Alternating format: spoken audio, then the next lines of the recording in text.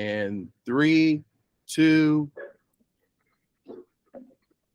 What's going on, everybody? And welcome back to another episode of that Dynamite review on the Tricology News Talk. As we are like 5 weeks away from Double or Nothing, and things starting to start coming together. And but before we get into everything that happened on last night's Dynamite, please welcome my co-host with the most, as always, Mr. Leland Benford. What is going on, bro? What is up, everybody? It is that time again, time for another Dynamite review. And last night's episode was very, very much focused on the pillars of AEW. Now, I don't know if MJF saw social media saying, "Oh, we're getting a fatal four-way. We're gonna get a fatal four-way," and MJF say, "Nope, we are not doing that. We're gonna do one-on-one." But I think this is just a swerve to keep people guessing that it's not going to be a four-way or it's just going to be a regular one-on-one based on they doing this Pillars tournament. But I know for sure it's probably going to be a favorite four-way just by everything that happened on this show. So just for the fact that he said it wasn't going to be a four-way, I know it's going to be a four-way. You see what I'm saying? It's just for to keep everybody guessing because we got like 5 weeks away to the pay-per-view, and we just got to get like TV time while we're in these 5 weeks. Yep. And pretty much, I mean, the show started off exactly as much. I mean, the show started off right with the pillars to get us to talking about this storyline. It's very rare when AEW starts their shows off with these promos. I will say last night, I don't think these guys did the best job at their promos, at their times they had on mics. I think the best out of the group was Sammy Guevara in their opening promo segment. Darby stumbled. Jungle Boy didn't feel like he was confident enough, but Sammy kind of held his own that night in the ring. Held his own as far as promos goes. But each of them guys had like different points for one another. So it started off. I like you, but I don't like you. But you like me, but I don't like him. Yep. Yeah, it was that type of promo. So like it started off with Jungle Perry went to the ring, but before Perry could speak, Sammy Guevara came out, and before Guevara could even speak, Darby Allin came out as well. So Darby Allin first said he knew Guevara the longest. He liked him the most, but he is least qualified to challenge for the world title since he is a follower of Chris Jericho of the Jericho Appreciation Society. While Allin and Steen views each other as equal, but he's not like, oh, this is not the Sting Appreciation Society, because we all know that legends are made to get the younger stars up. So that's what he meant about that. And then when Guevara said, "Oh no, this is Darby Allin still speaking," he said, "Guevara is a follower of Chris Jericho, who Allin thinks he's holding Guevara back." Allin then said to Perry, he said Perry had to work the least hardest to get where, since he's a part of the California clique. Allin then said he was jealous of Perry instantly, but he realized nothing about Perry intimidates him. And then Jungle Boy said he saw kids painting their face like Allin, but only if they knew what Allin was really like under the face paint.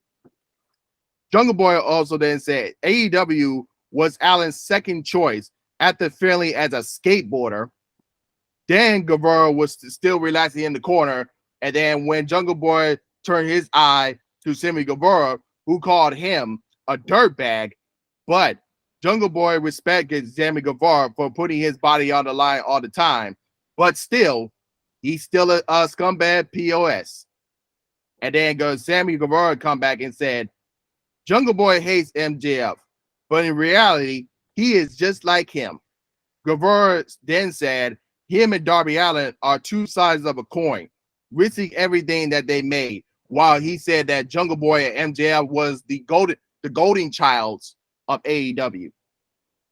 Allin is an inspiration to him, losing many of his early matches, but winning his first title Darby Allin was the first to win a title in AEW, which is the TNT title, and he still holds the record of the longest reigning TNT champion. But Sammy Guevara said, "I'm the only one out of all the pillars to win the TNT title 3 times." And then he said, breaking the glass ceiling, Guevara said, everything that Allin did, Guevara did it better. And now it's time for Allin to sit back and watch Guevara become world champion. Then Jungle Boy said, put it in all blogs. He will be the one to be the world champion, and he's going to do it for all the fans out there. And then before you know it, the devil shows up, and he said he ran down Pittsburgh for thinking Britt Baker was talented. In case y'all didn't know, Britt Baker is one of the pillars, so there's 5, not 4, but 5. But we only talk about the 4 here right now. But MJF said he's blushing that everyone is talking about him. And then MJF said he talked to Tony Khan that they will have a pillars tournament with the winner facing MJF at Double or Nothing for the AEW title. Then MJF pulled out a hat saying that, oh, Darby Allin gets the bye for next week, which means that Sammy Guevara and Jungle Boy have to face off tonight, and then the winner of that face Jungle Boy the next week. So I don't know why we doing this tournament. Like, tournaments are just made for something else, but like I get why they doing this. This is for, like we said earlier, just to keep everybody under the loop, saying that, oh, it's not going to be a fatal 4-way, but we all know it's going to be a fatal 4-way. But yeah, so Darby Allin gets a bye next week, and then we had Sammy Guevara and Jungle Boy in the main event tonight. So what are your thoughts on this? Just to try to give everybody on the loop saying, oh, it's not going to be a fatal 4-way, but in reality, it's going to be is. Right. And that's it's a swerve. It's saying pretty much like, and we'll get into it later with the main event and the results of that to show even more reason why this is going to be a fatal 4-way. But yeah, I mean, yeah, this is setting up for that. But yeah, again, I think out of everyone who did a promo in that ring between the 3, I think Sammy looked the best out of that promo.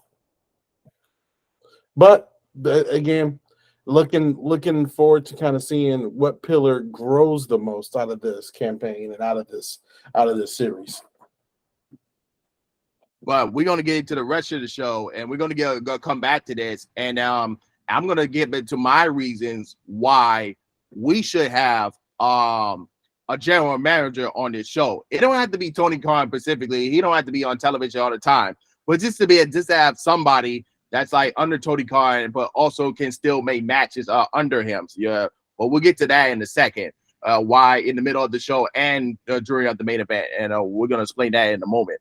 But we're gonna get into our first match of the night. Was the tag team match with the 2 members of the Outcast, Ruby Soho and Tommy Storm, versus the hometown girl, Dr. Britt Baker DMD, and the AEW Women's World Champion, Jamie Hayter. So yeah, this was a pretty good tag team match. I was hoping they could save this for the pay-per-view, but I think they like I said before, I think Saraya might face Jamie Hayter for the AEW's world title, but we'll see what's gonna happen in the next 5 weeks. But in the end, the originals came out on top with Jamie Hayter and Britt Baker getting the win. But Britt Baker didn't do much of celebrating, but because I think Jamie Hayter probably took an injury in this match because she was carried out with the security, and then Britt had to walk behind her. So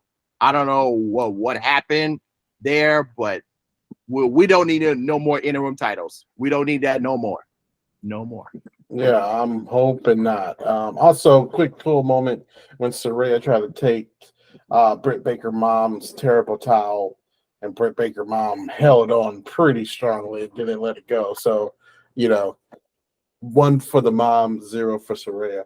I like the Outcast group, man. I really like their look, their style. They're becoming that heel woman group that you gotta love to hate. They got the spray paint, badass jackets.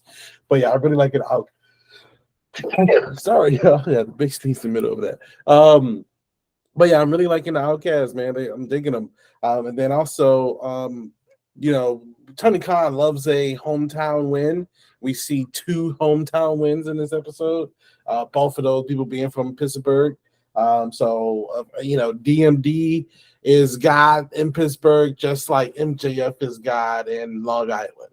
And just like how Darby is God in Seattle. And I think that's really cool that in AEW, you have these kind of regional celebrity stars. Like, if they're hated anywhere else, they're loved there. And it's because Tony loves that hometown pop. And he really makes it known that these guys are from this place, and he attaches them to that community. So, but yeah, another hometown victory for DMD. The crowd always loves her when she comes out. I wish I could have got a little bit of a promo from her or something. But overall, the match was very entertaining. And Jamie Hayter looks incredible. I think she's at the best she's ever been in the ring. Hopefully, nothing too crazy happened with the injury.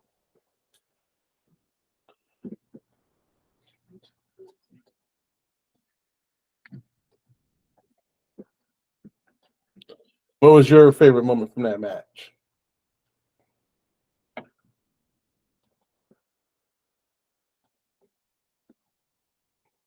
Still there, Trico?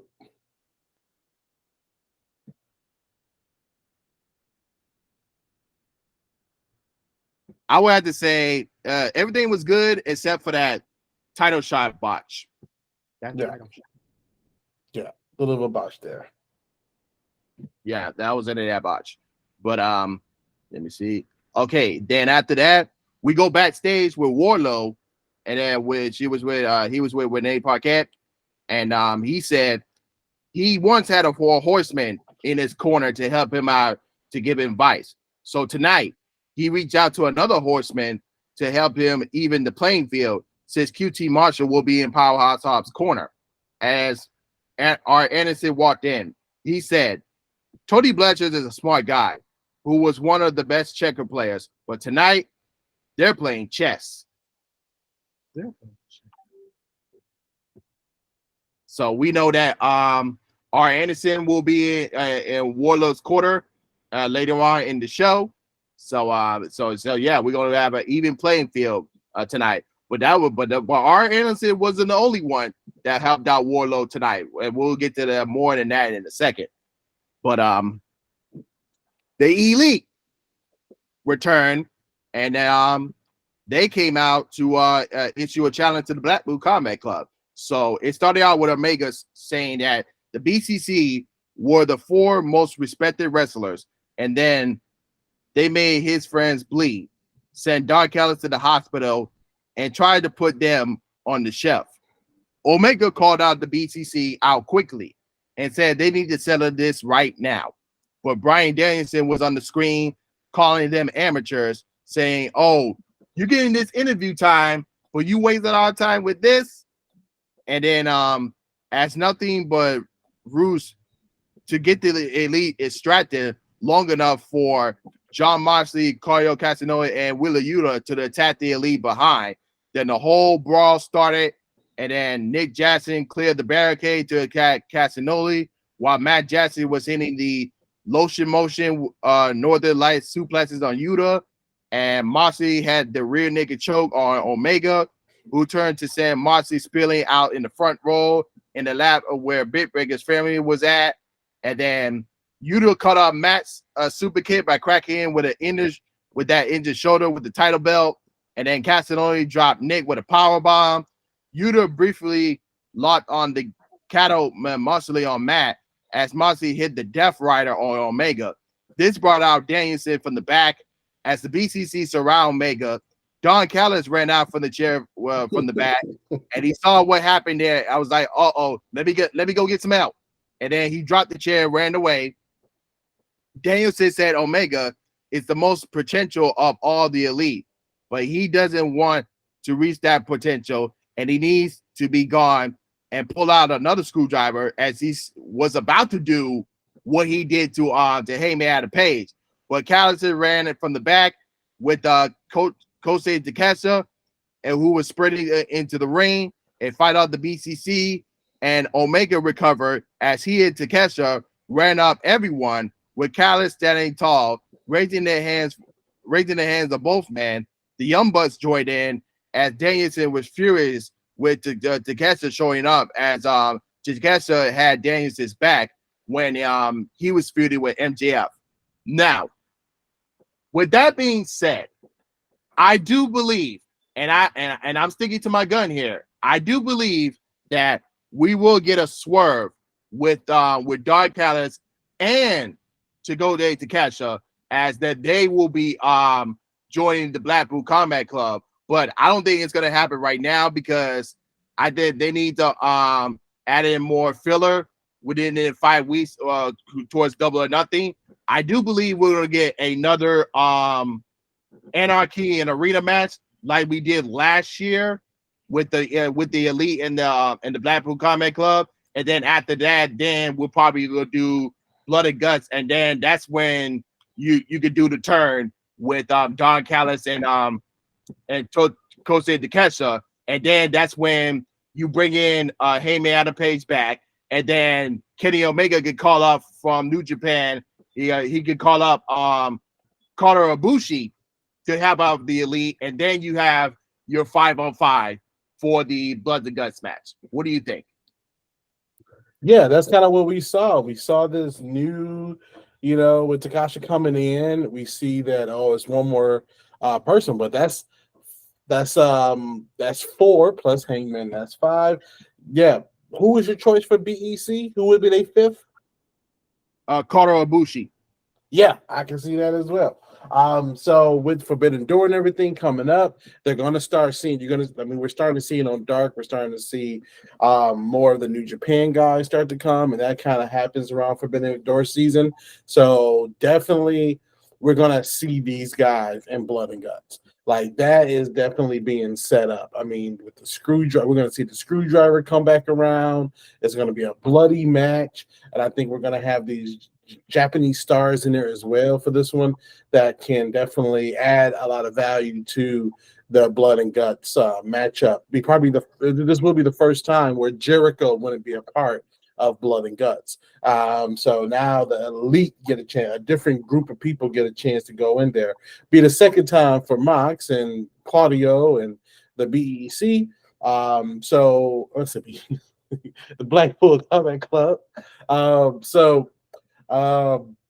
It'll be interesting to see kind of what these new guys kind of do with it. The Elite, Kenny Omega, and the Blood and Guts match. I mean, that's I want to see what he does with it. So, but I believe what we've been saying the whole time is still on track. That these guys are setting up for Blood and Guts.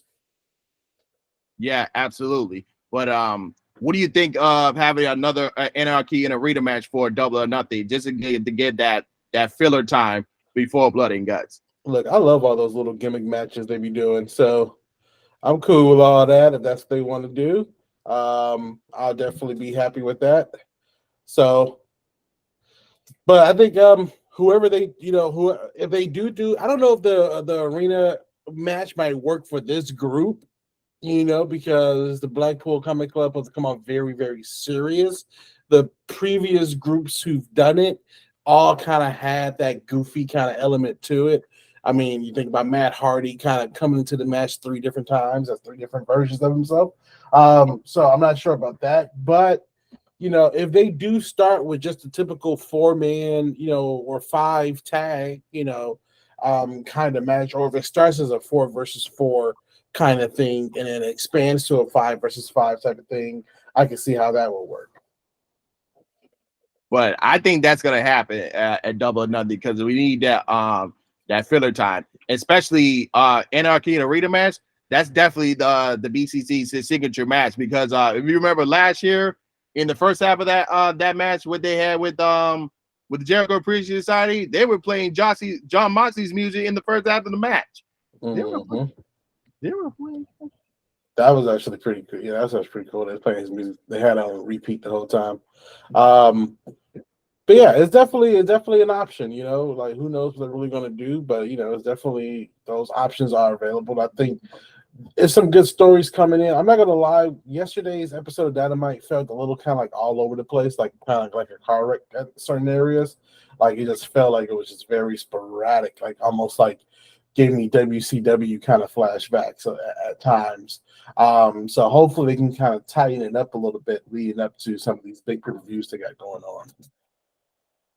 And speaking about all over the place, Wardlow is now a three-time TNT champion as he defeated Powerhouse Hobbs to win the title a third time. And like I said before, he didn't just had R. Anderson in this quarter, but he also had help from Penta, who as well to help him win the title in his hometown of Pittsburgh. But before Wardlow can celebrate, Christian Cage music hit, and then walks out Luchasaurus. And then we got a stare down here, which could be a new rivalry and also a new challenger for Wardlow. Now, listen, I'm going to be straight out with y'all here. Why is the TNT title becoming like AEW's version of the 24/7 title? Like, why? Like, you had Wardlow losing to Samoa Joe, then Wardlow get it back, and then you have him losing to Powerhouse Hobbs, and then Wardlow gets it back. Are you telling me that Luchasaurus is going to win the title, and then somehow Wardlow got to get it back? Like, what are we doing here? So, Trick, I will say again, it's not the same, but it does remind me of the WWE Championship when in Cena's era, when Cena lost it on Sunday from Rey Mysterio, and then won it back that Monday on Monday Night Raw. Wait. I know what you're going here, but if anything, I would say it's more like that title than the 24/7 title because we don't have a bunch of goons and a bunch of gimmicks and a bunch of ninjas running around the ring for it at any given time. So this is just Wardlow's path. Now, I say the only reason why Wardlow lost the belt after winning it from Samoa Joe to drop it to Hobbs, and I hate to say how simple and stupid this is, the only reason that all happened is because Tony Khan likes a hometown pop. He's in Pittsburgh. Wardlow is from Pittsburgh. So they made him drop the title just so they can have a hometown pop in Pittsburgh for Wardlow. And that's not a good enough reason to do hot potato with that title. So I disagree with how they handled it. We did get a chance to see Wardlow destroy a pretty cool car during this short rivalry between him and Hobbs. But that would be the only reason why they did all that, just so Wardlow could have a hometown pop. Oh my God. Like, really? What? Now what? Luchasaurus going to be champ now? Is this what we doing? Like,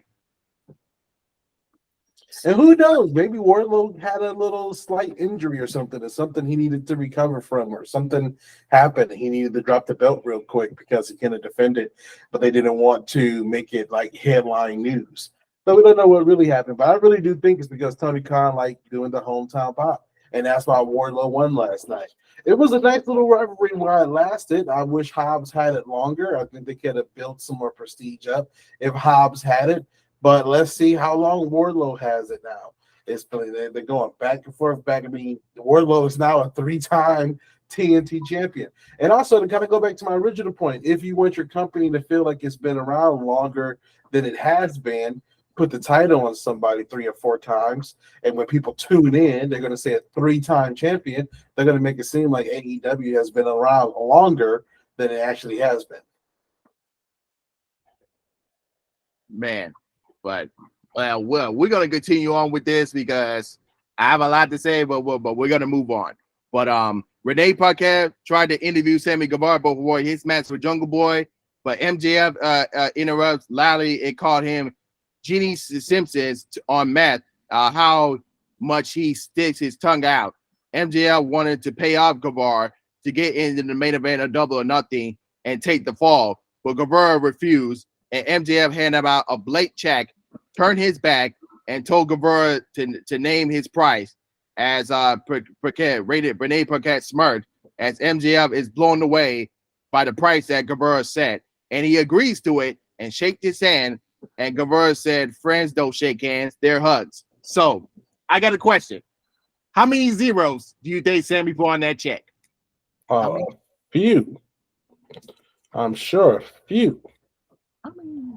But I mean, here we go with those heel tactics, those wonderful heel tactics of MJF. Now, I mean, it's not going to blow up in his face at the end of the day, you know that. But hey, if Sammy can get a quick payday, my all hats off to him. Yeah, and we'll get to more of that story in the beta event later on. But we got a Dynamite debut of the Switchblade Jay White as he defeated Commander in his first Dynamite match. And after the match, Robinson drags out Shawn Spears over the barricade as he and White started to beat down before Ricky Starks ran in to the ring, and Robinson was dropped with a spear as White bailed out with the Bullet Club Glow retreating. So it looks like we have ourselves a tag team match rivalry here with Juice Robinson and Jay White versus Ricky Starks and Shawn Spears. Yeah, this match was actually really good. Commander looks really good. He's trying to become like the lucha jobber. But also Jay White looked good. I'm happy to see Shawn Spears back on my TV, and I like the little gimmick he was doing with the rating system, rating all the moves. And that was enough for them to get into an altercation that he rated 1 of 5. And then we got Ricky Starks coming in for the save. Good to see Ricky back on TV, but I like to see him utilized more. Yeah, we'll see how this match goes because this originally was Juice Robinson and Ricky Starks, but now we added Jay White and Shawn Spears to the mix, and we'll see how that goes. Then we got the face-off between Chris Jericho and Adam Cole. Cole said he modeled his style after Chris Jericho and looked up to him, as now they are both in the same ring together, with Cole saying he has a lot of respect for Jericho, and a handshake was offered from Jericho as the two shook hands, where Jericho said he has absolutely zero respect for Cole, who is an arrogant son of a bitch. But Cole is lucky that Jericho didn't slap him in the face for the disrespect shown last week. Cole called out Jericho a jagoff and got the chant for the crowd, with Cole calling him hypocritical. Cole then said, Jericho could be a demigod, but he is viewed as insecure, fickle, stupid idiot. No more games from Cole as they face off. So question, what now? And Jericho mentioned saying to never meet your idols. If Cole was smart, he lead the ring, but Jericho shoved Cole. Then the brawl started, and then Daniel Garcia came out, and then until Britt Baker came out and slapped the taste out of Jericho's mouth. And then before you know it, the Outcasts appeared from under the ring and they beat down Breaker. And then Garcia and Jericho handcuffed Adam Cole to the bottom rope while the Outcast was forced Britt Baker to watch. And then Jericho, which I thought he was going to hit Cole with the candlestick, but he handed the candlestick over to Saraya instead, forcing Cole to watch while Britt Baker was getting beat down by Saraya with the kendo stick. I'm like, oh man. So I don't know if this is a short term or a long term with the Outcast and the JSS forming together. But I think somewhere down the line we might get a mixed tag team match with Adam Cole and Britt Baker versus Jericho and Saraya. I think not bad. I don't know what they doing here. I don't know what they do. First off, it was really cool to see Chris Jericho say Adam Cole, baby. That was like the highlight of this whole promo. I mean, now we got this the idol versus the idolizer type. I mean, Adam Cole even said he owes his whole career to Chris Jericho. So I think this is going to be a very interesting sports entertainment field kind of campaign. I did like, how I wish like maybe that DMD and Hater had went against an other group other than the Outcasts before the previous match. So when them coming out of the ring, that would have been more of a shock because that been like the first time we saw them for the night. But rather than that, I think it was really creative how they get the handcuffs and how Adam Cole had to watch Saraya get beat with a kendo stick. The nice classic hand reaching out for each other, and all that fun stuff. But yeah, interesting how I'm going to see the two stories intertwining, but they are. So now we have a more overarching story between Adam Cole, Britt Baker, her squad, and the Outcast and JAS. In the Jaws. Now, I'm still sticking with my gut saying that Adam Cole versus Chris Jericho match is going to have a double or nothing. Yeah. But with the Outcast being involved, now I think they probably going to do a mixed tag. Maybe at double or nothing. I don't know, because if Jamie Hayter is not injured at all, I still believe it's going to be Jamie Hayter versus Saraya, and then we do Adam Cole versus Jericho separately. But I don't know how they're going to book it now with.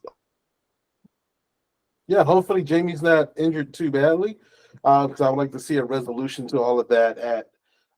Even if they do like Toni Storm versus Jamie Hayter for the belt, and then Saraya versus Britt Baker just for a rival match, and then Adam Cole versus Chris Jericho.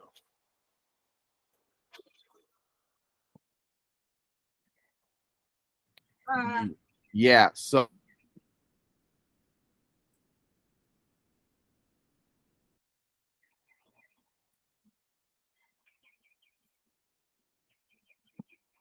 Draco's still there?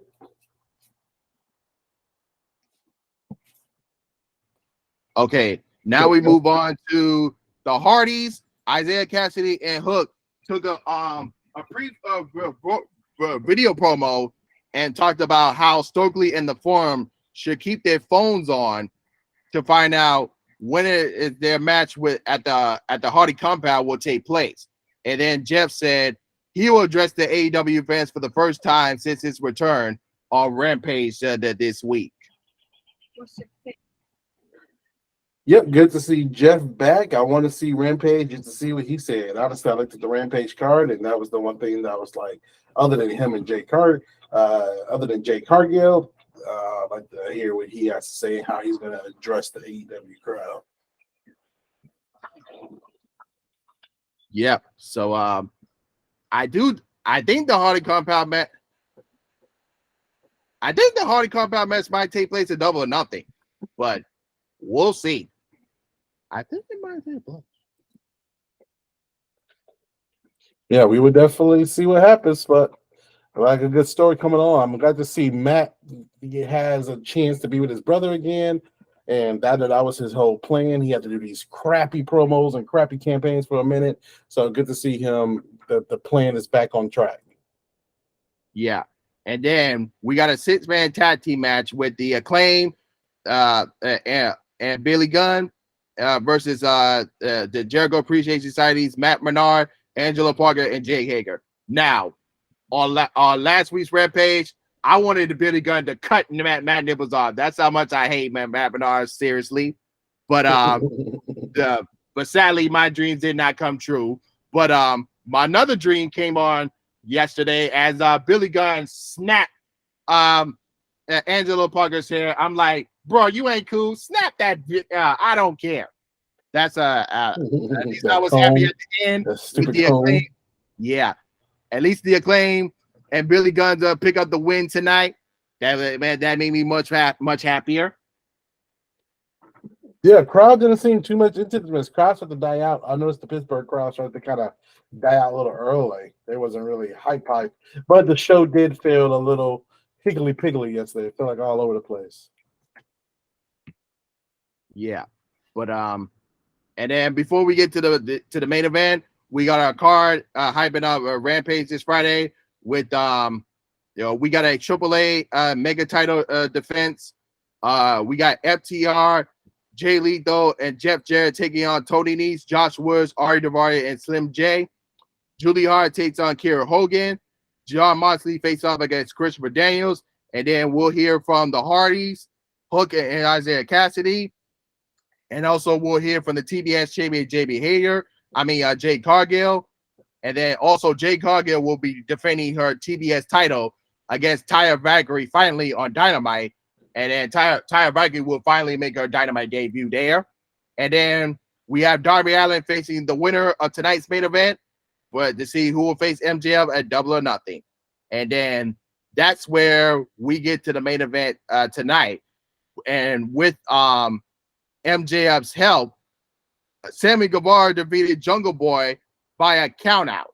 Now, this is where I say that we need a general manager. Like I say, it don't have to be Tony Khan. It don't have to be Tony Khan. We just need some sort of an authority figure that can work under Tony Khan, but still can make matches on that. Because with this happening tonight, and then this happens again next week with Darby Allin, so that kind of shows like, MJF, you're not pulling this crap. Like, and then that's where you see Jungle Boy gets another opportunity, and then that's where we'll probably get that fatal four-way. But everything that's happened tonight, and then I mean, don't get this sound like this sound like silly booking to me, and then that's why I believe that we should have a general manager on this show, for Dynamite and for Rampage. Yeah, I think Tony Khan needs a mouthpiece, period. You know, even if it's like Nigel McGuinness or somebody. Like, Tony Khan needs a mouthpiece because he's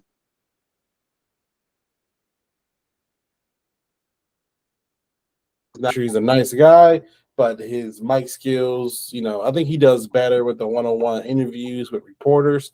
But as far as like on TV with a mic in his hand, not the best. So I agree. Somebody that can like be the voice of Tony Khan. That could be his own gimmick right there, you know?